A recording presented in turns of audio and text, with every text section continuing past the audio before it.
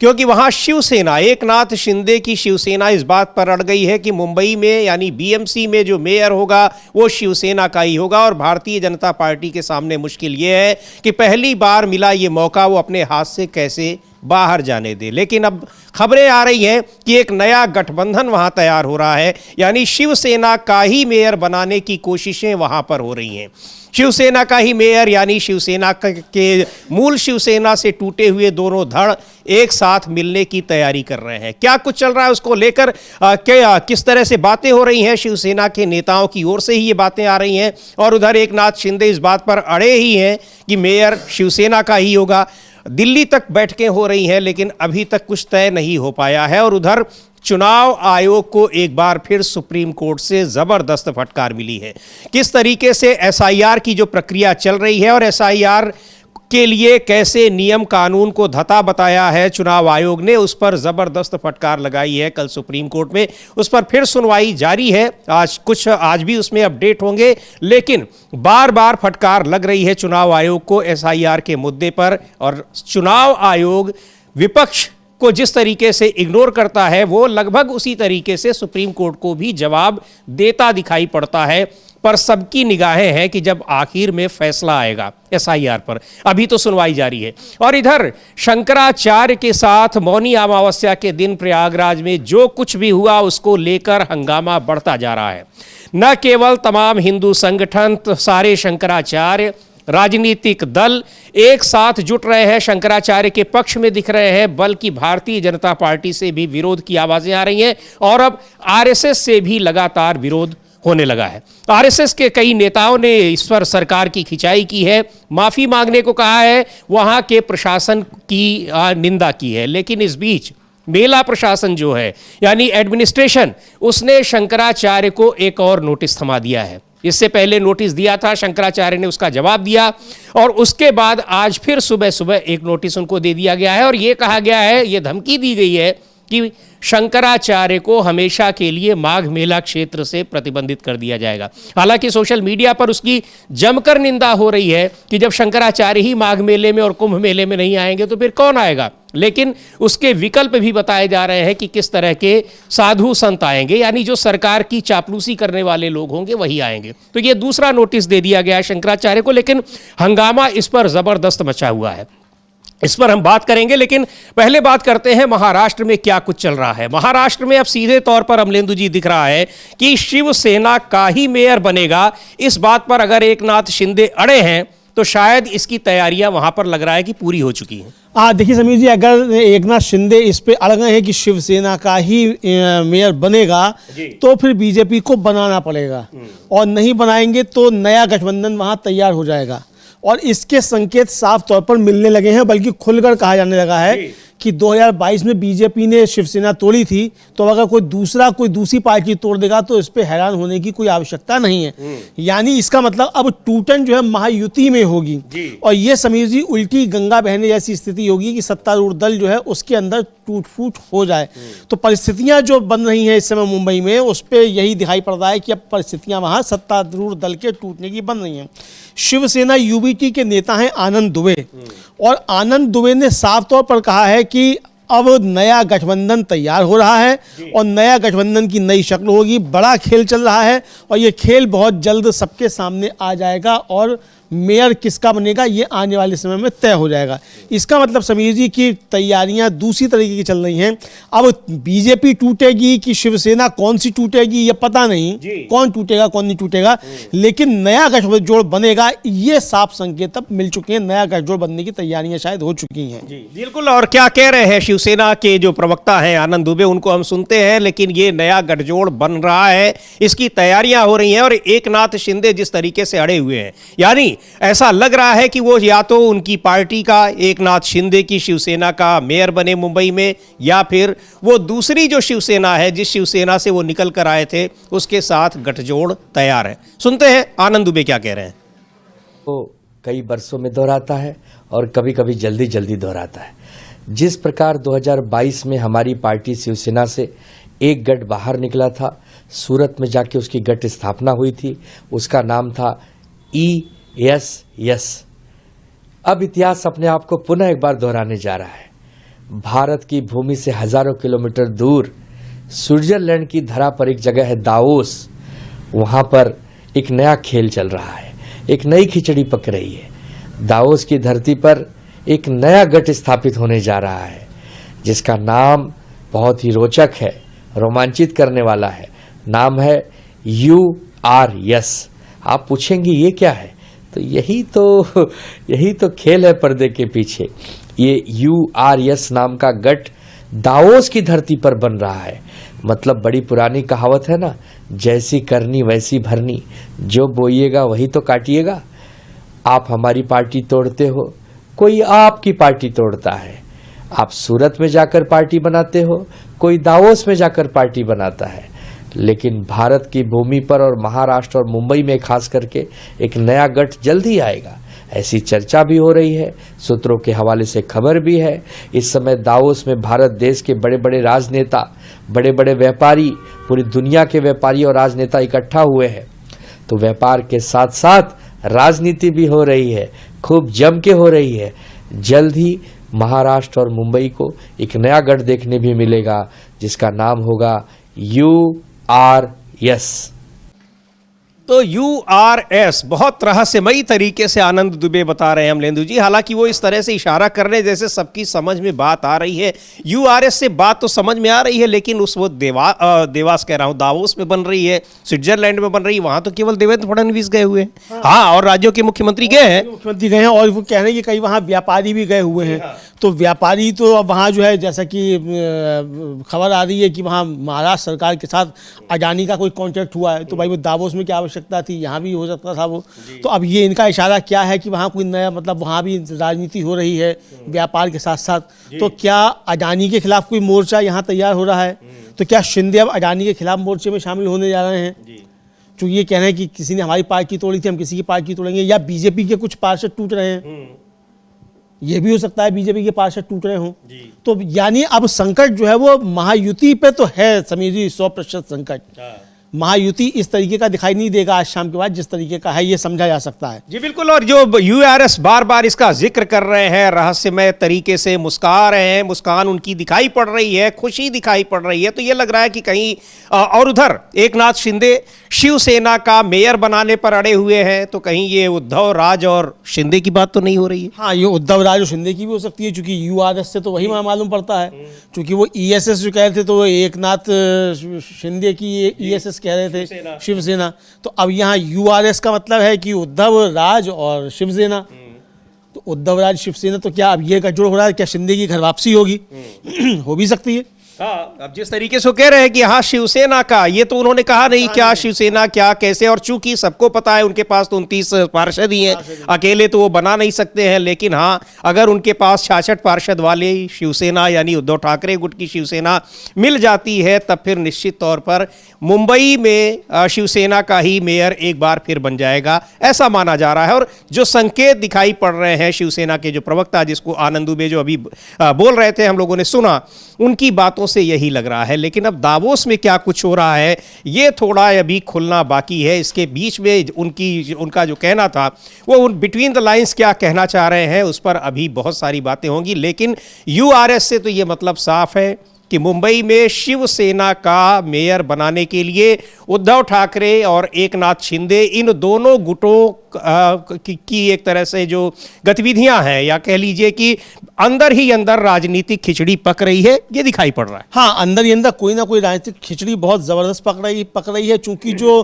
कुटिल मुस्कान है आनंद दुबे जी की, वो इसकी तरफ इशारा कर रही है। अच्छा, और ये भी हो सकता है समीर जी कि माइनस एकनाथ शिंदे पूरी शिवसेना जो है वो UBT में शामिल हो जाए। चूंकि जो लोग जीत के आए हैं शिवसेना के टिकट पर भी, वो सब जो है वो मराठी अस्मिता वाले ही लोग हैं। और अगर बीजेपी का वहां मेयर बनेगा तो राजनीति खत्म, मराठी मानुष की राजनीति करने वालों की। तो ये एक बड़ा संकट जो उनके सामने आ गया है। तो इसीलिए एकनाथ शिंदे भी अड़े हुए हैं कि शिवसेना का बने। और आपको याद होगा कि संजय राउत ने कहा था कि ये तो शिंदे भी नहीं चाहते कि बीजेपी का मेयर बने। जी हाँ। तो ये भी हो सकता है कि एकनाथ शिंदे अपने पार्षदों को चुपचाप खुद ही भेज दें कि जाओ यूबीटी में चले जाओ और वहाँ जो है बीजेपी का मेयर मत बनने दो। ये देखिए कल्याण और डोंबिवली में जिस तरह से एमएनएस यानी राज ठाकरे के पार्षद जा रहे हैं उधर, तो ये सारी चीजें बहुत कुछ कह रही हैं कि मुंबई में बड़ा खेल होगा और ये खेल पूरे महायुति गठबंधन को प्रभावित करने वाला है। हाँ बिल्कुल, पूरे महायुति को प्रभावित करने वाला है और कई जगह इस तरह की चीजें हो रही हैं। अब जैसे वहाँ उल्लासनगर में वहाँ जो है वो वंचित बहुजन अघाड़ी के 2 पार्षद जो उन्होंने अपना समर्थन एकनाथ शिंदे की शिवसेना को दे दिया। तो यानी अब एकनाथ शिंदे जो हैं वो अपने मेयर ज्यादा से ज्यादा बनवाना चाहते हैं, बीजेपी के नहीं। वो यही कह रहे हैं कि महायुति का बनेगा। तो ये महायुति का बनेगा तो महायुति का कैसे बनेगा, इसको लेकर बहुत सारे सवाल लगातार उठ रहे हैं। तो वहां महाराष्ट्र में कोई ना कोई गड़बड़ बहुत ज्यादा बड़ी है समीर जी, ये समझ में आ रही है। और बीजेपी की तरफ से खामोशी बरती जा रही है, बिल्कुल किसी तरीके का कोई बयानबाजी नहीं आ रही है कि किसका बनेगा किसका नहीं बनेगा। पहले तो बहुत कूद रहे थे, ये मीडिया भी खूब चिल्ला रहा था कि हिंदुत्व के धुरंधर देवेंद्र फडणवीस 30 साल के बाद बीजेपी का जो है वो मेयर बनने जा रहा है, पहली बार बीजेपी का मेयर बनने जा रहा है। अब कोई नहीं गा रहा है कि बीजेपी का मेयर बनने जा रहा है। तीन दिन से कोई नहीं कह रहा है कि बीजेपी का मेयर बनने जा रहा है, जो उस दिन चिल्ला रहे थे खूब जोरों से हिंदुत्व के धुरंधर देवेंद्र फडणवीस। जी हाँ, हालांकि जो कल्याण और डोंबिवली में मनसे के का जो पार्षद है वो शिवसेना एकनाथ शिंदे के गुट में शामिल हुए, उसको लेकर संजय राउत ने टिप्पणी की है कि ये गलत है। लेकिन ये कहा जा रहा है, ऐसा समझा जा रहा है कि यहाँ शिवसेना के दोनों धड़ों के बीच में कुछ बड़ा राजनीतिक गेम चल रहा है। बहरहाल सुनते हैं क्या कह रहे हैं संजय राउत यहाँ पर एमएनएस के यानी जो राज ठाकरे की पार्टी के जो पार्षद हैं उनके एकनाथ शिंदे के ग्रुप में चले जाने को लेकर। और चूंकि मनसे जो है यानी महाराष्ट्र नवनिर्माण सेना राज ठाकरे का गठबंधन हो गया था यहाँ शिवसेना उद्धव ठाकरे गुट से, यानी जो संजय राउत जिस पार्टी में है। तो सुनते हैं संजय राउत को क्या कह रहे हैं इस पूरे मुद्दे पर। देखिए, ज्योतिष पीठ के शंकराचार्य और जो बहुत प्रखरता से अपनी बात भी रखते हैं, तो क्या संजय राउत ने कहा है कि ये गलत है, ठीक नहीं है। और जिस तरह से कांग्रेस पार्टी ने अपने पार्षदों के बीजेपी में जाने पर उनको निलंबित किया था, उनके खिलाफ कार्रवाई की थी, तो एमएनएस को भी करना चाहिए। लेकिन अभी सारी निगाहें टिकी हुई हैं कि मुंबई में क्या कुछ होता है और मुंबई में कुछ बड़ा खेल चल रहा है, ये साफ तौर पर दिखाई पड़ रहा है। और उधर शंकराचार्य को लेकर यानी प्रयागराज में माघ मेला चल रहा है, वहां पर बड़ा महत्वपूर्ण मेला होता है लगभग 40 दिन का। वहां शंकराचार्य अभिमुक्तेश्वरानंद सरस्वती को माघ में जो सबसे महत्वपूर्ण स्नान पर्व होता है मौनी अमावस्या, उस पर उनको स्नान नहीं करने दिया गया। उनके साथ उनको वहाँ से भगा दिया गया। उनके जो समर्थक थे, तमाम शिष्य थे उनको ज़बरदस्ती वहाँ से भगाया गया, मारा पीटा गया। उसको लेकर काफ़ी हंगामा मच रहा है और राजनीतिक दल भी इसमें शंकराचार्य के समर्थन में दिख रहे हैं। और अब बीजेपी नेताओं को कल हम लोगों ने संजीव भराला को सुनाया था और आज आरएसएस के कई नेताओं की ओर से अब बयान आ रहे हैं और जो कुछ भी शंकराचार्य के साथ हुआ है उसकी निंदा की जा रही है। हाँ बिल्कुल, जो शंकराचार्य के साथ हुआ है उसकी घोर निंदा की जा रही है समीर जी। और अब आरएसएस के अंदर से इसको लेकर आवाजें उठ रही हैं। विश्व हिंदू परिषद के पूर्व प्रांत प्रचार प्रमुख हैं और राष्ट्रीय स्वयंसेवक संघ के जिला प्रचार प्रमुख रहे हैं नोएडा के अवधेश पांडे। उन्होंने अपने फेसबुक पर एक टिप्पणी की है समीर जी, और वो टिप्पणी क्या है आप बता सकते हैं क्या है? जी बिल्कुल, ये अवधेश पांडे हैं और कह रहे हैं कि वो दंडी हैं, दंडवत नहीं है। दंडी मतलब जो दंडी स्वामी दंड लेकर धारण कर चलते हैं, इसलिए समस्या है। बड़ी तपस्या के बाद प्रभुता प्राप्त भी हो गई तो भी वह सदैव नहीं रहेगी। मदांध लोग मंद होते ही हैं। सर्वशक्तिमान ईश्वर सबका भला करें। आप सभी का आज का दिन शुभ हो। अमलेंदु जी ये सीधा निशाना साध रहे हैं मुख्यमंत्री योगी आदित्यनाथ पर कि वो आपकी तरह के संत नहीं है, वो दंडी स्वामी। हाँ, वो दंडी स्वामी हैं और असली स्वामी हैं। जी हाँ। और चूंकि बहुत सी बातें मठों को लेकर भी होती रहती हैं, तो वो मठाचार्य नहीं हैं, वो शंकराचार्य हैं और असली धर्मगुरु वही हैं, ये है। और इसको लेकर बहुत सारी बातें हो रही हैं और ये अब बीजेपी आरएसएस के अंदर से भी आ रही हैं आवाज़ें। कल हम लोगों ने सुनील भराला को समीर जी सुना ही था, जो बीजेपी के नेता हैं, पूर्व दर्जा प्राप्त मंत्री रहे हैं उत्तर प्रदेश में। उन्होंने साफ तौर पे कहा कि ये दानव प्रवृत्ति के अधिकारी हैं जिन्होंने इस तरीके से किया। तो यार ये दानव प्रवृत्ति के कहा जा रहा है, तो ये लेके बहुत सारी बातें इस पर लेकर हो रही हैं। अखिलेश यादव समाजवादी पार्टी के जो अध्यक्ष हैं समीर जी, उन्होंने भी इसको लेकर एक ट्वीट ट्वीट किया, और वो ट्वीट जो है उन्होंने इसको लेकर जो कहा अखिलेश यादव ने, वो बहुत गंभीर बात कही है उन्होंने, और कहा है कि हम लोग शंकराचार्य जी और साधु संतों का आशीर्वाद लेकर जनता की सेवा करेंगे। ये उनका कहना है। क्या कह रहे हैं अखिलेश यादव, और उन्होंने कहा है कि हम साधु संतों का आशीर्वाद लेकर सेवा करेंगे, और ये मुद्दा बहुत गंभीर होता चला जा रहा है। सरकार निशाने पर है, लेकिन लगातार ये देखने को मिल रहा है कि सरकार कैसे एक के बाद एक वो शंकराचार्य के खिलाफ कार्रवाई करने को बिल्कुल उतावली दिखाई पड़ रही है। सुनते हैं पहले अखिलेश यादव को क्या कह रहे हैं। एक अधिकारी अगर पूछेगा शंकराचार्य जी के बारे में आपका सर्टिफिकेट परिचय क्या है, तो इससे बड़ा सनातन धर्म का, इससे बड़ा हमारे साधु संतों का, इससे बड़ा हमारी संस्कृति का, इससे बड़ा हमारे माघ मेला का, इससे बड़ा हमारे हिंदुस्तान का कोई अपमान नहीं हो सकता जो भारतीय जनता पार्टी अपने। तो शंकराचार्य से पहले तो नोटिस भेजकर प्रशासन ने उनसे कहा कि आप अपनी वैधता का, यानी आप वैध शंकराचार्य हैं या नहीं है, इसका प्रमाण दीजिए। उन्होंने उस नोटिस का जवाब दे दिया, और बहुत ही बेहतर तरीके से कि आप इस बात को पूछने के अधिकारी नहीं हैं। दूसरे, आज फिर उनको एक नोटिस मिल गया कि आपको हम हमेशा के लिए प्रतिबंधित कर देंगे। और ये अब सवाल, ये भी बड़ा महत्वपूर्ण सवाल है अमलेंदु जी, कि सरकार किसी को माघ मेला क्षेत्र में जाने से, रोकने से, आने से कैसे प्रतिबंधित कर सकती है? बिल्कुल कैसे कर सकती है। और सरकार और मेला प्रशासन, हाँ, धर्म क्षेत्र है और धर्म का ही है, तो हिंदुओं को ही अगर आने से रोका जाएगा इस हिंदू राष्ट्र में, तो फिर कैसे काम चलेगा? तो हिंदू जाएगा कहाँ? पाकिस्तान में तो नहीं जाएगा ना। अब शंकराचार्य, कोई सामान्य हिंदू नहीं, वो मतलब शंकराचार्य, तो शंकराचार्य गंगा स्नान करने के लिए पाकिस्तान तो नहीं जाएंगे, रहेंगे तो यहीं प्रयागराज में ही करेंगे। तो ये कौन होते हैं ये अधिकारी जो हैं ये रोकने वाले? ये सवाल उठ रहा है, बीजेपी के अंदर से सवाल उठ रहा है, और बीजेपी के ऊपर काफ़ी ज़्यादा आरोप लग रहे हैं। प्रधानमंत्री को लेकर भी आरोप लग रहे हैं, मुख्यमंत्री को लेकर भी काफ़ी ज़्यादा आरोप लग रहे हैं। बीजेपी पूरी घिरी हुई है इसको लेकर कि ये हिंदू विरोधी पार्टी है। ये तक कहा जा रहा है कि ये हिंदू विरोधी पार्टी है, और इनका असली चाल चरित्र चेहरा अब सामने आ रहा है, ये भी कहा जा रहा है। समीर जी, बिल्कुल खुद शंकराचार्य ने ही कहा, कल हम लोगों ने सुना भी था कि किस तरीके से वहां उनकी सरकार जो कुछ कर रही है, मंदिरों को नष्ट कर रही है, मूर्तियों को नष्ट कर रही है, उसकी मुखालफत उन्होंने की, जिसकी सजा उनको देने की कोशिश की जा रही है। और शंकराचार्य ने तो यहां तक कह दिया था कि इतने मंदिर औरंगजेब ने भी नहीं तोड़े थे। बहरहाल संजय राउत ने भी इसकी निंदा की है, और लिख रहे हैं कि पाखंड और अवसरवादिता, वो तो एकनाथ शिंदे पर भी निशाना साध रहे हैं। कह रहे हैं कि जब शिंदे मुख्यमंत्री थे तो उन्होंने शंकराचार्य अभिमुक्तेश्वरानंद को राजकीय अतिथि का दर्जा दिया और उन्हें वर्षा बंगले में आमंत्रित किया। उन्होंने उनके साथ पूजा अर्चना और अनुष्ठान किए।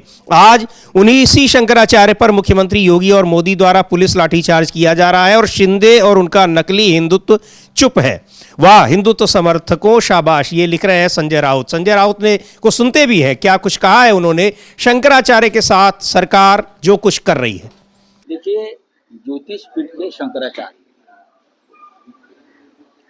और जो बहुत प्रखरता से अपनी बात भी रखते हैं, इसलिए भी वो लोकप्रिय है। बहुत सी बातें शायद किसी को पसंद भी नहीं आती उनकी, फिर भी वो ज्योतिष पीठ के शंकराचार्य। जिस तरह से उनके ऊपर उत्तर प्रदेश में योगी जी की सरकार ने पुलिस द्वारा हमला किया है, वो बहुत चिंता का विषय है। और जो अपने आप को हिंदुत्ववादी मानते हैं या हिंदुत्व का ढोंग करते हैं, उनके लिए भी चिंता का विषय होना चाहिए। पूरे देश में उनको स्टेट गेस्ट, राज्य अतिथि का दर्जा मिला है। महाराष्ट्र में आए थे तो मातोश्री पर आए थे, हमने उनकी सम्मान, पूजा, अर्चा सब किया। बाद में उनको निमंत्रित किया, मुख्यमंत्री शिंदे मुख्यमंत्री थे तो उनके सरकारी आवास पर वर्षा बंगले, और मुख्यमंत्री जी ने भी शंकराचार्य जी को राज्य अतिथि का दर्जा दिया था। ऐसे शंकराचार्य के ऊपर हमला होता है, और आज के एकनाथ शिंदे उनके ऊपर अपनी बात भी नहीं रख पाते, निषेध भी नहीं कर पाते कि आपके गुरु है, आपने उनके चरण धोकर तीर्थ प्राशन किया है वर्षा बंगले, आपने उनको राज्य अतिथि का दर्जा दिया है, तुम्हारे गुरु के ऊपर हमला हो रहा है, ये हिंदुत्व के ऊपर हमला है, लेकिन आप बात नहीं करते, आप निषेध नहीं करते। ये क्या है? ये है ढोंगी हिंदुत्व, नकली हिंदुत्व। बोगस हिंदुत्व, स्वार्थी हिंदुत्व। लेकिन हम शिवसेना उद्धव बालासाहेब ठाकरे ये घटना की कड़ी निंदा हम कर रहे हैं। तो बड़ी बात ये कह रहे हैं कि आप जिनका सम्मान किए, आपने राजकीय अतिथि बनाया है, आपने उनका चरण स्पर्श किया है, आप उनके ऊपर हमला हो रहा है तो आप कुछ बोल भी नहीं पा रहे हैं। ये कौन सी मजबूरी है? लेकिन बोल तो कोई नहीं पा रहा है। बोल तो मोहन भागवत भी नहीं पा रहे हैं। हिंदुत्व के सबसे बड़े ठेकेदार बनते हैं, हिंदुओं के सबसे बड़े ठेकेदार बनते हैं, मुंह से एक शब्द नहीं निकला मोहन भागवत के। कहाँ चले गए? पाकिस्तान गए हुए हैं घूमने क्या, जो शंकराचार्य के ऊपर कुछ नहीं बोल पा रहे हैं? सवाल तो उठेगा ना कि आप अगर शंकराचार्य पे कोई पुलिस लाठीचार्ज कर रही है और उनका दंड गिराया जा रहा है, उनकी पालकी गिराई जा रही है, तो कैसे हिंदुत्व की बात करते हैं मोहन भागवत? फर्जी हिंदुत्व की बात करते हैं। ये सवाल तो उठेगा। हिंदुओं के सबसे बड़े धर्माचार्य जो हैं उनके ऊपर अगर हमला होगा और मोहन भागवत खामोश बैठे रहेंगे, कैसे हिंदू हैं? ये साबित करने का समय था मोहन भागवत को वो हिंदू हैं। बिल्कुल वही कह रहे हैं कि ये जो संजय राउत कह रहे हैं कि अगर आप कुछ बोल भी नहीं पा रहे हैं, एक शब्द आप उसकी निंदा भी नहीं कर पा रहे हैं, विरोध भी नहीं कर पा रहे हैं, तो इसका मतलब ये पाखंड है और आप नकली हिंदू हैं। बहुत ही उन्होंने तल्ख अंदाज में कहा। और यही नहीं, बहुत सारे जो संत धर्माचार्य हैं वहाँ माघ मेले में मौजूद है इस समय, जो नहीं भी हैं, वो भी शंकराचार्य के इस अपमान को लेकर कड़ी निंदा कर रहे हैं। और वहाँ शंकराचार्यों ने, जो दूसरे पीठ के शंकराचार्य हैं, उन लोगों ने भी अभिमुक्तेश्वरानंद के समर्थन में आकर सरकार की निंदा की है, जो कुछ उनके साथ हुआ है, और इसको हिंदू धर्म पर हमला बताया है।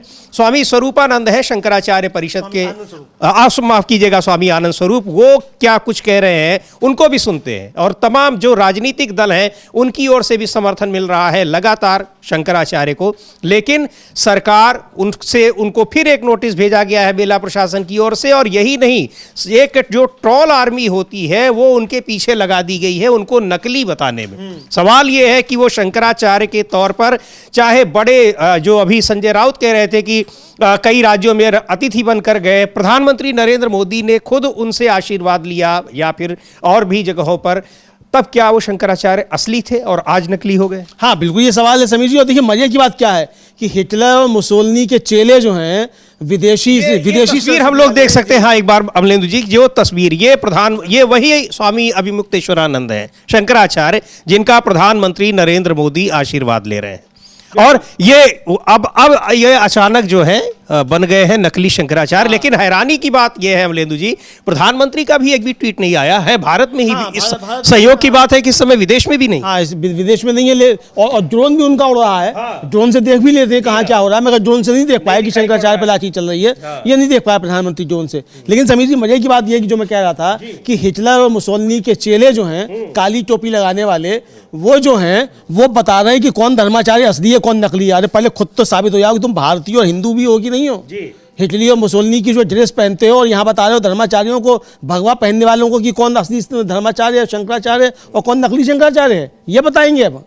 ये समीर जी बड़ा संकट है। वही चीजें हैं कि आखिर ये कौन तय करेगा, आप कौन होते हैं तय करने वाले धर्माचार्यों को। और यही बात कल शंकराचार्य ने अपना एक जो लंबा जवाब, हम लोगों ने इसको दिखाया भी था कल के इस ब्रेकिंग में, कि कैसे उन्होंने जवाब दिया है और वहां प्रशासन को कहा है। अब प्रशासन कह रहा है कि आपको हम हमेशा के लिए प्रतिबंधित कर देंगे। तो अच्छी बात है, आप शंकराचार्यों को प्रतिबंधित कर दीजिए और बाकी जो बहुत सारे बाबा लोग हैं आप उनको बुलाइए, मठों के मठाधीशों को बुलाइए और इन लोगों से आप सरकार की तारीफ करवाइए, चापलूसी करवाइए। यही हिंदू धर्म है आपकी निगाह में, अगर ऐसा है? बिल्कुल यही है कि अगर ऐसा है तो ठीक है भाई, इसी को कर दिया जाए।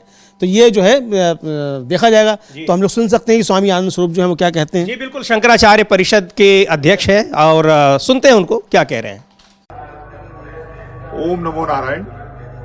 अब स्वामी अभिमुक्तेश्वरानंद जी का मामला बढ़ता हुआ जा रहा है और मैं देख रहा हूं कि जितने भाजपाई संत थे वो सब मार्केट में हैं। मुझे उन भाजपाई संतों से कोई अपेक्षा भी नहीं थी, लेकिन जो अखाड़ा परिषद के अध्यक्ष हैं स्वामी रविंद्रपुरी जी महाराज, उनसे मैं अपेक्षा कर रहा था। यह समय यह सिद्ध करने का नहीं कि स्वामी अभिमुक्तेश्वरानंद जी शंकराचार्य हैं नहीं है, क्या है। मामला न्यायालय में है, वो सिद्ध करेगा, करता रहेगा। कई पीढ़ियों का ये मुकदमा है, शायद मुकदमे से हल भी नहीं होगा। मैं तो हमेशा से चाहता हूं कि संतों का मुकदमा शंकराचार्यों के न्यायालय में ही हल हो जाए। लेकिन संत कभी इस बात पे विचार नहीं करते कि उनकी मर्यादा, उनकी परंपरा कैसे बचेगी। अब प्रयागराज माघ मेला संतों की परंपरा सिखा रहा है और हम भाजपा को खुश करने में उनके पक्ष में लगे हैं, उनके पक्ष में बयान दे रहे हैं। देखिए क्या है रविंद्रपुरी जी महाराज, आपका मैं बहुत आदर करता हूं, आप बड़े भोले भाले संत हैं, लेकिन आप सत्ता से बहुत डरते हैं। मैं देखता हूं अखाड़ा डरने के लिए नहीं बना था, अखाड़ा राजाओं से लड़ने के लिए ही, धर्म की रक्षा के लिए बना था। और मुझे उम्मीद है कि पुनर्विचार करेंगे आप कि जिस प्रकार से चुटिया खींची गई ब्राह्मणों की, बटुकों को जिस प्रकार से पीटा गया, उसको लेकर के आप जरूर माघ मेला प्रशासन के ऊपर कार्रवाई कराएंगे, ऐसी हम उम्मीद करते हैं। मैं रामभद्राचार्य जी से कोई अपेक्षा नहीं कर सकता क्योंकि वो भाजपा से ही उनकी गाड़ी चल रही है। आप तो इतने बड़े मनसा देवी ट्रस्ट के अध्यक्ष हैं, और मनसा देवी ट्रस्ट या निरंजनी अखाड़ा तब भी था जब भाजपा अस्तित्व में भी नहीं थी। तो इसलिए महाराज जी, आपसे बहुत अपेक्षा है, आप इस तरह के अनर्गल प्रलाप बंद करिए और इस समस्या का समाधान खोजिए। भाजपा कभी आपके लिए खड़ी नहीं होगी, मैं दावा कर रहा हूं। जिस दिन आप बुरे फंसेंगे, भाजपा कहेगी स्वामी रविंद्रपुरी जी से हमारा कोई मतलब नहीं है। इसलिए फिर से विचार करिए और इस तरह के बयान मत दीजिए। ओम नमो नारायण, जय जय हिंदू राष्ट्र। तो ये अखाड़ा परिषद, वो भी सरकार के समर्थन में उसके अध्यक्ष बयान दे रहे हैं। और अखाड़ा परिषद, बहुत महत्वपूर्ण बात इन्होंने कही अमलेंदु जी की अखाड़ा परिषद, अखाड़ों का अस्तित्व बीजेपी जब से है, अखाड़े बीजेपी का कोई अस्तित्व नहीं था, और आप जब संकट में आएंगे तो कभी साथ नहीं आएगी। और अखाड़ों को संकट में आने की बात कर रहे हैं, चूंकि अक्सर विवाद वहां पर होते रहते हैं। अखाड़ा परिषद के अध्यक्ष खुद किस तरीके से उनकी जान चली गई, अभी तक उसका पता नहीं चल पाया है। आरोप उनके अपने शिष्य पर लगा है जो जेल में बंद है। तो यही बात वो कह रहे हैं कि जब आप संकट में आएंगे तो आपके साथ नहीं खड़ी होगी। आज आप भले भारतीय जनता पार्टी का बचाव कर रहे हैं, क्यों अपने को राजनीति में आप कुदा रहे हैं, यही बात कह रहे हैं। बिल्कुल बिल्कुल यही कह रहे हैं कि आप राजनीति से अलग हटिए, और राजनीति अगर कुछ कर रही है तो आपको राजनीति से क्या लेना देना है। आप धर्म के साथ रहिए, आप धर्म के साथ ना रह के आप राजनीति के साथ खड़े हुए हैं। तो इसको लेकर आरोप प्रत्यारोप समीर जी खूब ज़्यादा चल रहे हैं। अखिलेश यादव समाजवादी पार्टी के अध्यक्ष हैं, उन्होंने एक ट्वीट किया, और एक शंकराचार्य हैं उनकी, उन्होंने एक क्लिप जो है वो भी पोस्ट की है। तो पहले तो समीर जी हम अखिलेश यादव का ट्वीट देखते हैं कि क्या है, फिर शंकराचार्य को हम सुनते हैं शंकराचार्य जी क्या कह रहे हैं। जी बिल्कुल, अखिलेश यादव लिख रहे हैं कि सत्ता जब अधर्म करने लगे वही कलयुग है। धर्म विरोधी भाजपा और उनके संगी साथी अपने दंभ के वश में सनातन धर्म का जो अपमान कर रहे हैं, उससे समस्त सनातनी समाज आक्रोशित हो गया है। यहां तक कि जिन कनिष्ठ कर्मचारियों को भाजपा सरकार साधु संतों के अपमान का ये निकृष्ट कुकृत्य करने के लिए बाध्य कर रही है, वो भी इस पाप को करना नहीं चाहते हैं और अंदर से डरे हुए हैं। उनके बीच भी एक अंदरूनी आक्रोश जन्म ले चुका है, लेकिन नौकरी की मजबूरी की वजह से वो बाहरी तौर पर शांत है। भाजपा के समर्थक तक शर्मिंदा है। भाजपा जब सनातन की सगी नहीं है तो बाकी किसी और की क्या होगी, ये बात लिख रहे हैं। और ये सच्चाई है। और लगातार जिस तरह से अमलेंदु जी बीजेपी के भीतर से आवाजें उठ रही हैं और संघ के भीतर से आवाजें उठ रही हैं, उससे ये पता चल रहा है कि ऐसा नहीं है कि वहां सारे समर्थक बैठे हैं, लेकिन हाँ कुछ डर के मारे और कुछ किसी और वजह से वो खुलकर सामने नहीं आ रहे हैं। लेकिन इसको लेकर जो शंकराचार्य परिषद हो या तमाम साधु संत हो, वो ज़रूर सामने यहाँ पर दिखाई पड़ रहे हैं। और जो शंकराचार्य अभिमुक्तेश्वरानंद सरस्वती हैं, उनके समर्थन में दिखाई पड़ रहे हैं। जिन द्वारका पीठ के शंकराचार्य के बयान को टैग किया है अखिलेश यादव ने अपने इस ट्वीट में, उनको भी सुन लेते हैं क्या कहा उन्होंने। अभी मौनी अमावस्या में स्नान के लिए दुखद घटना घटित हुई, जहाँ पटुक ब्राह्मणों को प्रशासन के कुछ कर्मचारियों के द्वारा, पुलिस प्रशासन के द्वारा चोटी पकड़ पकड़ के घसीटा गया। शिखा का अर्थ नहीं जानते ना ये लोग, धर्म का अर्थ ही नहीं जानते। पढ़े तो जाने, शिखा जो होती है वो वहाँ ब्रह्मरंध्र होता है। ब्रह्मरंध्र का अपमान नहीं किया जा सकता है। वहाँ ब्रह्म साक्षात्कार करना यानी कुंडलिनी जागृत करने के लिए ही तो ब्रह्मरंध्र है। ये षड चक्र भेदन करके हम ब्रह्मरंध्र में साधक जाता है। इस तरह से ब्राह्मणों का, साधुओं का, यतियों का गंगा स्नान करने से रोका गया, आचार्य जी को रोका गया, शंकराचार्य जी को रोका गया, और पटुक ब्राह्मणों को, छोटे छोटे विद्यार्थी थे, साधु भी थे उसमें, उनको रोका गया, उनको घसीट करके उनको दंड दिया गया। तो ये प्रशासन का अहंकार, ये सत्ता हमेशा नहीं रहती है, कभी अपनी सत्ता का दुरुपयोग नहीं करना चाहिए। गंगा स्नान करने से, गंगा स्नान करने जाने वाले लोगों को, गंगा स्नान से रोकने वालों को गो हत्या का पाप लगता है। ये शास्त्र वचन है, मेरा वचन नहीं है, शास्त्र का वचन है। गंगा स्नान करने में जो विघ्न डालता है उसे गौ हत्या का पाप लगता है। इसलिए ऐसा काम कभी नहीं करना चाहिए। यदि कोई बल हमें प्राप्त हुआ है, कोई शक्ति हमें प्राप्त हुई है, कोई ताकत हमें प्राप्त हुई है, उसका दुरुपयोग नहीं करना चाहिए। प्रशासन के इस कृत्य की हम घोर निंदा करते हैं। तो ये इस कृत्य की निंदा कर रहे हैं, प्रशासन ने जो कुछ भी किया है, और इसको लेकर बहुत सारे समर्थन में, शंकराचार्य के समर्थन में है, सरकार की निंदा हो रही है, लेकिन सरकार एक के बाद एक नोटिस उनको भेजे जा रही है। और उधर लखनऊ में समाजवादी पार्टी के तमाम कार्यकर्ताओं ने वहां पर समाजवादी पार्टी कार्यालय के बाहर बैठकर प्रदर्शन कर रहे हैं और शंकराचार्य के समर्थन में। ये वो तस्वीरें हैं, इसको हम चाहेंगे फुल स्क्रीन पर देखें, कि शंकराचार्य का अपमान नहीं सहेगा हिंदुस्तान। और बहुत सारे समाजवादी युवजन सभा के जो कार्यकर्ता हैं, उन्होंने वहां पोस्टर लगाए हुए हैं और वहां उनके समर्थन में ये प्रदर्शन कर रहे हैं। हाँ बिल्कुल, शंकराचार्य के समर्थन में प्रदर्शन हो रहे हैं और ज़बरदस्त प्रदर्शन हो रहे हैं। बीजेपी बुरी तरीके से घिरी हुई है। हिंदुओं के सर्वोच्च धर्मगुरु का अपमान करके जिस तरीके से बीजेपी सरकार ने किया है, उससे बीजेपी ज़बरदस्त तरीके से घिरी हुई है। मोहन भागवत और नरेंद्र मोदी दोनों के ऊपर बहुत ज़्यादा सवाल उठ रहे हैं कि हिंदुओं के सर्वोच्च धर्मगुरु के अपमान पर ये दोनों खामोश क्यों हैं।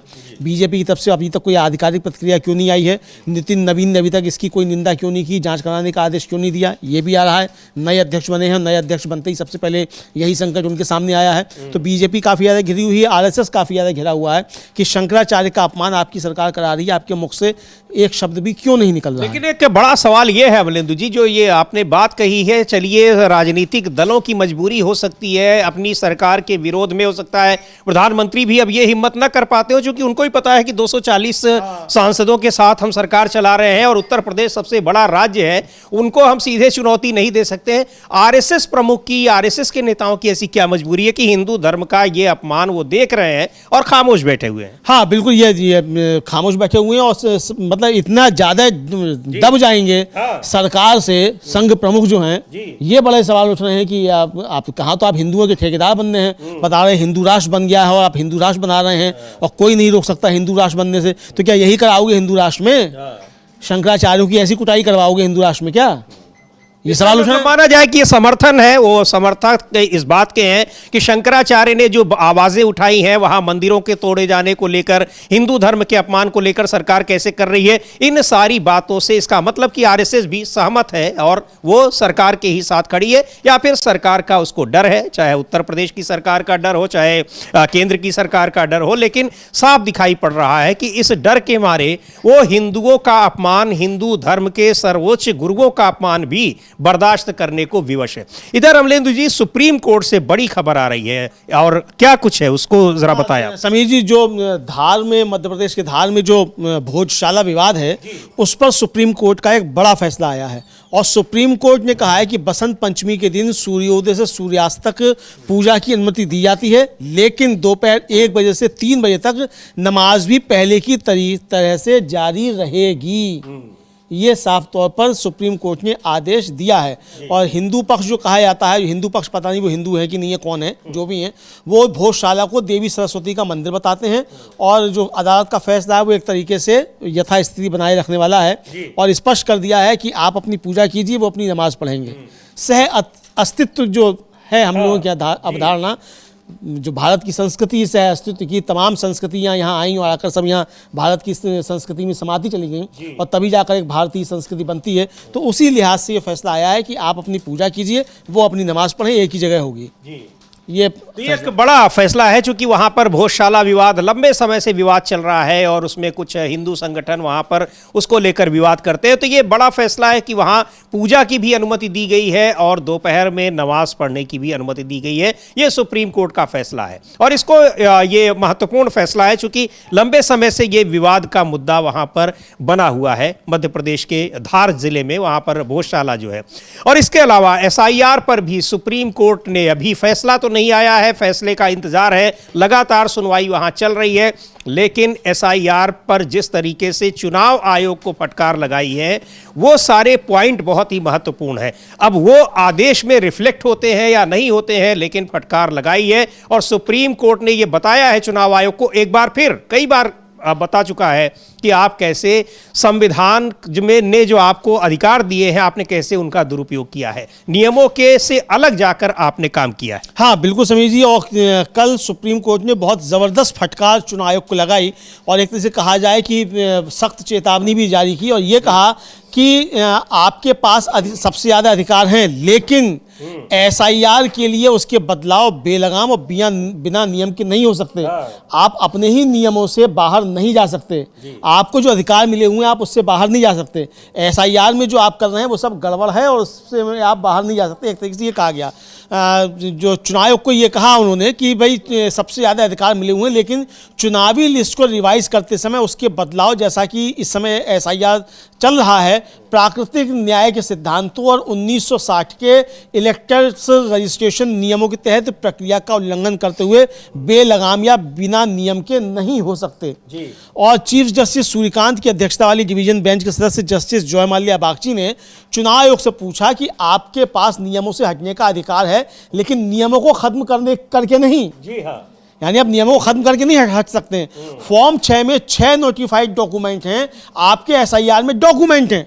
हम आपसे पूछना चाहेंगे कि क्या आप पहले से तय डॉक्यूमेंट को बढ़ाया हटा सकते हैं? ये उन्होंने पूछा। और यही जो सवाल अभिषेक मनु सिंघवी ने रखा था कि ये कोई भी नियम उसमें बदला जाएगा तो वो संसद में बदला जाएगा, पार्लियामेंट नियम बनाएगी, आप नहीं बनाएंगे। बिल्कुल ये कहा उन्होंने। और फिर उन्होंने जो चुनाव आयोग की तरफ से सीनियर एडवोकेट राकेश द्विवेदी थे, उन्होंने कहा कि SIR 2025 जो रहा है वो संविधान के अनुच्छेद 324 जिसमें चुनावी लिस्ट तैयार करने, चुनाव कराने पर चुनाव आयोग की देखरेख, निर्देश और नियंत्रण की शक्ति है, के साथ साथ representation of the people act 1950 की धारा 21(3) के तहत सही है। लेकिन उन्होंने पूछा 1960 का, तो 1950 का नियम पहले आएगा कि 60 का पहले, मतलब उसका किया जाएगा।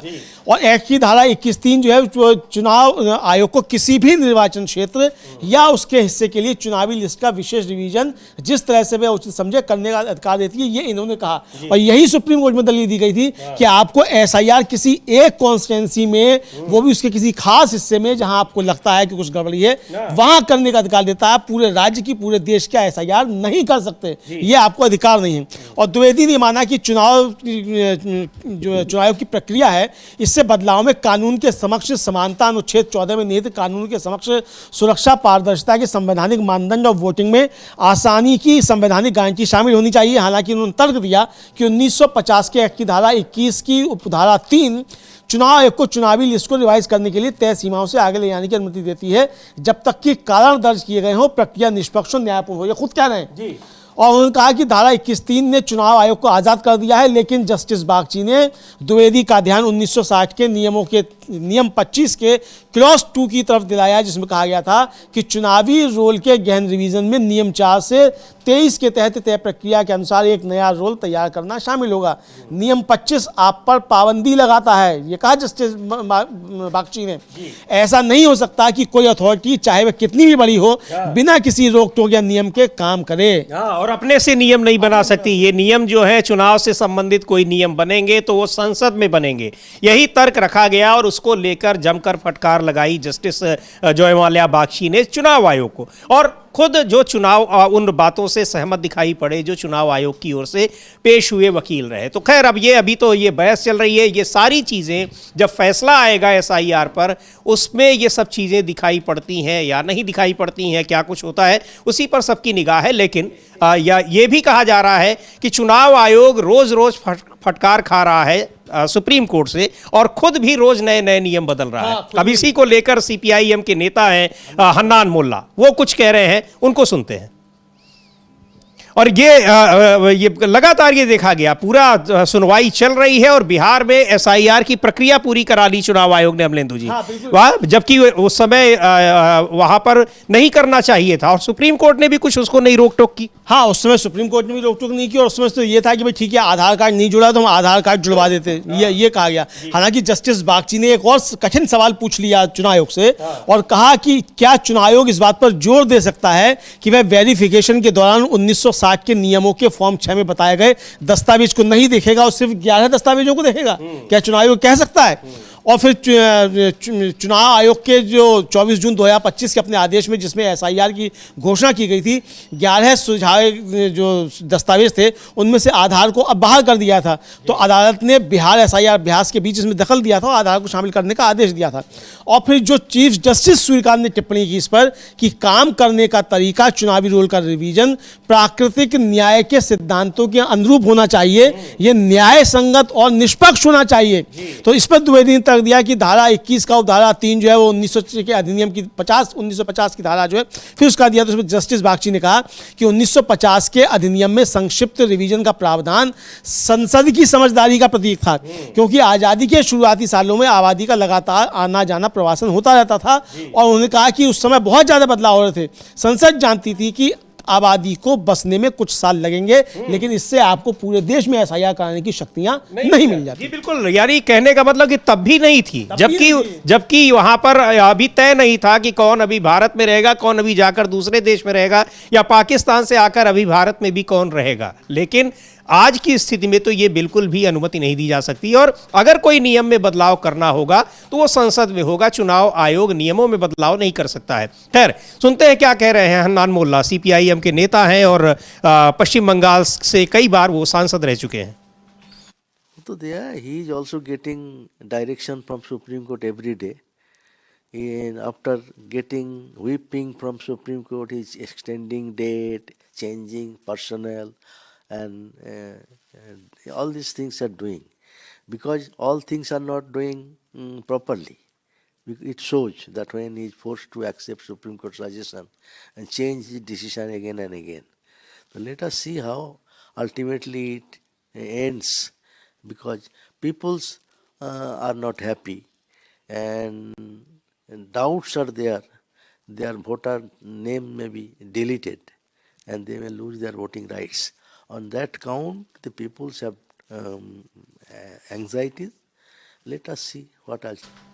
तो कह रहे हैं हन्नान मोल्ला कि ज्ञानेश कुमार पश्चिम बंगाल पुलिस को एसआईआर नियमों को सख्ती से लागू करने का निर्देश उनको सुप्रीम कोर्ट में मिल रहा है, लेकिन हर दिन सुप्रीम कोर्ट से भले ही निर्देश मिल रहे हो चुनाव आयोग को, कोर्ट वहां पर वो डेडलाइन बढ़ा रहे हैं, कर्मचारियों को बदल रहे हैं और दूसरे बदलाव कर रहे हैं, क्योंकि चीज़ों को ठीक से संभाला नहीं जा रहा है। इससे पता चलता है कि सुप्रीम कोर्ट के सुझावों को मानने के लिए मजबूर किया जा रहा है और वो बार बार फैसले बदलते रहते हैं। ये तो समीर जी एसआईआर जीएसटी की तरीके से हो गया। ये जीएसटी में 1000 संशोधन हो चुके हैं, मुझे लगता है कि 100 से ज़्यादा संशोधन तो एसआईआर में हो चुके हैं 6 महीने में, और बंगाल में तो और कम में 3 महीने में जी। तो यहाँ 100 से ज़्यादा संशोधन जो हो चुके। अब ज्ञानेश कुमार जी शपथ पत्र देकर कहें, हलफनामा देकर कहें या राष्ट्र से माफ़ी मांगे कि एसआईआर में सब कुछ ठीक ठाक था। अगर सब कुछ ठीक ठाक था तो नियम बार बार क्यों बदले जा रहे हैं, सुप्रीम कोर्ट आपको फटकार क्यों लगा रहा है? तो या तो आप हलफनामा देकर कहिए कि आप बिल्कुल सही थे, वरना राष्ट्र से माफी मांगिए, क्योंकि सुप्रीम कोर्ट आपको रोज खींच रहा है। बिल्कुल, रोज खिंचाई कर रहा है, रोज फटकार लगा रहा है और आपसे सवाल कर रहा है कि आप कैसे नियम बदल सकते हैं, किसने आपको ये परमिशन दे दी है। खैर, इधर कांग्रेस के मध्य प्रदेश के अध्यक्ष हैं जीतू पटवारी, वो भी कह रहे हैं वहां भी काफी हंगामा मचा हुआ है। जिन जिन राज्यों में हो रहा है वहां सभी जगह इस तरह की अनियमितताएं देखने को मिल रही हैं और वो भी बड़े पैमाने पर। तो सुनते हैं जीतू पटवारी क्या कह रहे हैं। मैं मानता हूं कि एसआईआर का काम चल रहा है और एसआईआर के काम में भारतीय जनता पार्टी आदिवासियों के वोट डालने के अधिकार को छीन रही है। जो पलायन करते हैं हमारे आदिवासी भाई, उनको भारतीय जनता पार्टी नाम कटाने पे तुली है। मैं सारे बीएलओ जो सरकारी कर्मचारी होता है, जो कलेक्टर, जो आरओ, उसको चेताना चाहता हूँ, अगर एक जगह भी आपने गलत नाम जोड़े और सही नाम काटे तो हम कांग्रेस का कार्यकर्ता बूथवार बीएलओ पे एफआईआर दर्ज कराएगा। जिसने भी लोकतंत्र में लोकतंत्र वोट के अधिकार को छीनने की कोशिश की और बीजेपी के साथ हुआ, 90% लोग, 95% लोग ईमानदारी से काम कर रहे हैं। 5% BLO बीजेपी के हिसाब से काम कर रहे हैं।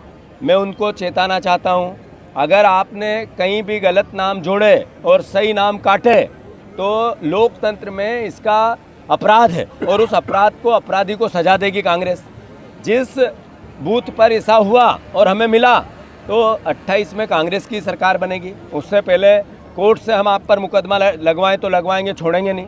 तो अगर इस झंझटों से बचना है तो बीजेपी की बात मत मानो, और इन झंझटों से में पढ़ना है तो फिर मुकदमे के लिए तैयार रहो। कांग्रेस पार्टी सीधा स्पष्ट तौर पर आज इस सेंधवा की धरती से सारे हमारे कर्मचारियों से आग्रह करना चाहती है, हमें आपसे कोई नफरत नहीं है, आप ईमानदार लोग हो, ईमानदारी से आपने काम किया, ईमानदारी से काम करोगे।